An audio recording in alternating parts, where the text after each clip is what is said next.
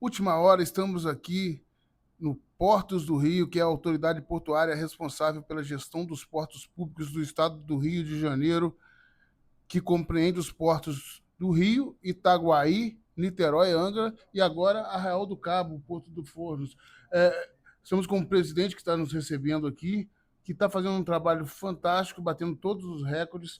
Fala um pouco para a gente da motivação e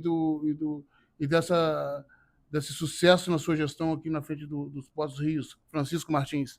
Bom, foi um prazer receber o convite do ministro Silvio Costa Filho para esse novo desafio na carreira, né? A gente já vinha na área portuária há um bom tempo, na área de planejamento portuário, e assumir a Portos Rio e a complexidade dos 5 portos que hoje são administrados pela empresa foi um desafio grande e muito motivador.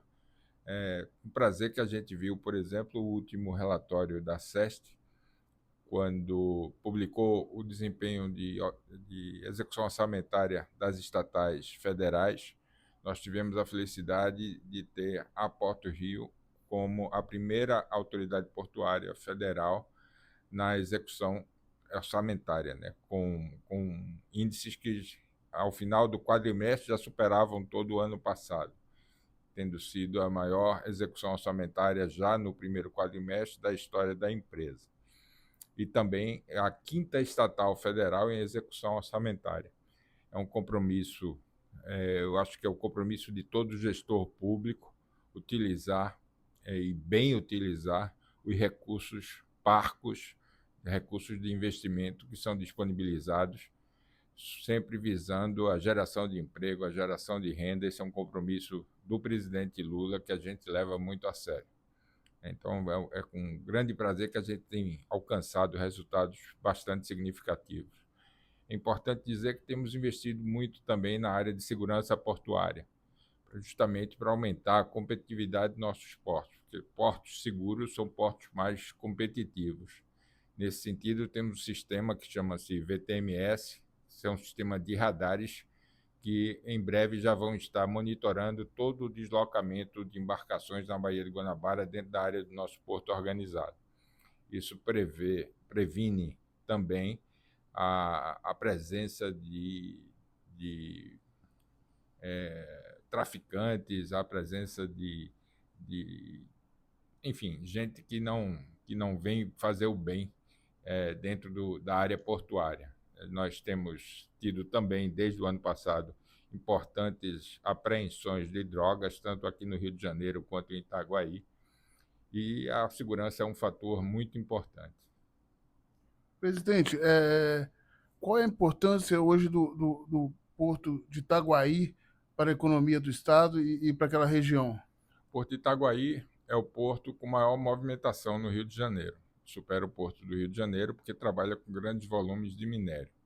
Então, estamos com a expectativa do lançamento ainda esse ano da licitação do ITG-02, que é um outro terminal de minério, que vai aumentar a movimentação em mais de 25 milhões de toneladas, um investimento que supera os 3 bilhões de reais. Esse vai ser a principal arrendamento no setor portuário na gestão do presidente Lula, e a gente está muito otimista com esse e outros arrendamentos que vão surgir, tanto em Itaguaí quanto no Rio de Janeiro, como reativar o Porto do Forno, também é um compromisso nosso, e também ter o Porto de Angra como uma referência. Quais os maiores desafios lá para a questão do Porto do Forno, Israel? Porto Forno ele passou muito tempo sendo gerido por uma autoridade portuária municipal, teve alguns problemas, diversas autuações da agência da ANTAC, né?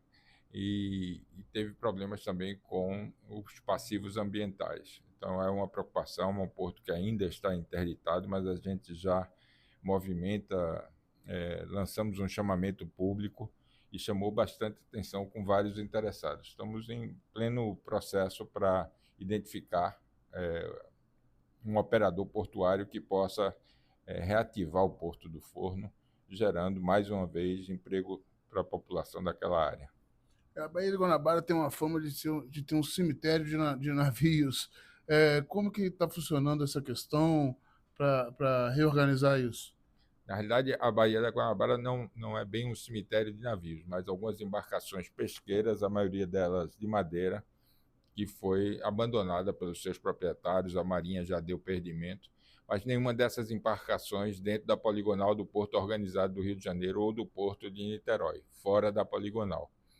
Então, existem, de fato, foi feito um levantamento desses cascos, não são mais embarcações, são cascos só sobrados, cascos, às vezes, parcialmente submersos, principalmente na região de Niterói, onde a prefeitura, através de uma parceria que nós fizemos para a reativação do terminal pesqueiro, está promovendo o serviço de dragagem e está ampliando para a remoção desses cascos lá em Niterói, dentro da área da Baía de Guanabara.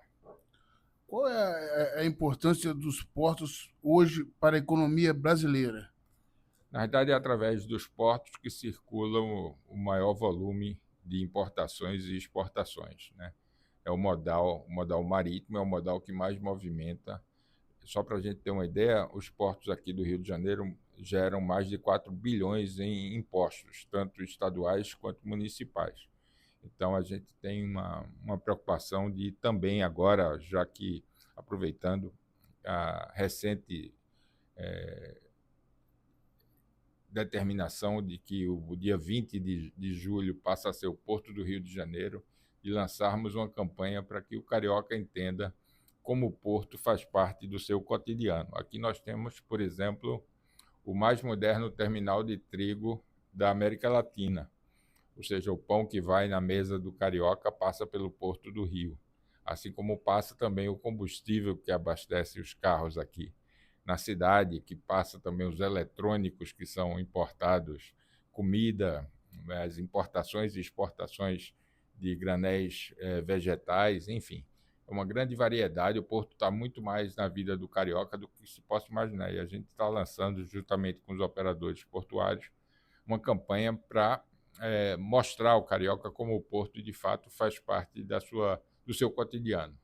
Então agora é lei, todo dia 20, agora é o dia do Poço do Rio. Sim, é com grande prazer que a gente tem essa celebração. Estamos nos unindo à comunidade portuária, aos trabalhadores da Porto Rios, todos os trabalhadores portuários, nessa celebração da importância histórica que tem o Porto do Rio de Janeiro. Foi um dos primeiros portos no Brasil e desde a sua primeira instalação lá no século XVI, XVII, já fazia uma importante movimentação econômica para o então Brasil colônia.